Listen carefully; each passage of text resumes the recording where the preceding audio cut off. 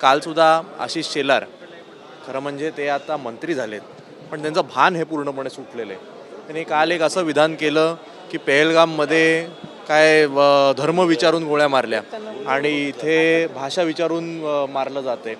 त्यामुळे मराठीवर प्रेम करणाऱ्या लोकांना तुम्ही काही पाकिस्तानी आतंकवाद्यांसोबत त्यांचं तुम्ही त्यांना जोडताय, एवढंसुद्धा भान तुम्हाला राहिलेलं नाही. आम्ही समजू शकतो की भाजपचं सगळं राजकारण हे मुंबईतल्या अमराठी मतांवर अवलंबून आहे, पण म्हणून मराठीचा एवढा द्वेष करावा? आम्ही काही हिंदी किंवा अमराठी लोकांच्या विरोधात नाही. अनेक वर्षांपासून देशभरातनं लोक इकडे येतात, काम करतात, व्यवसाय करतात, या कोणाहीवर आपला काही आक्षेप नाही. पण जर तुम्ही मुंबईमध्ये येऊन मराठी माणसाबद्दल जर तुम्ही काही विचित्र बोलणार असाल, मराठी माणसा जर तुम्ही अपमान करणार असाल, तर मग 100% त्याला कुठे ना कुठे उतरतो. मला वाटतं की भाजपचे जर खासदार असं काही म्हणत असतील तर हा एक भाजपच्या माध्यमातून वारंवार हा रचण्यात आलेला मला डाव दिसतो.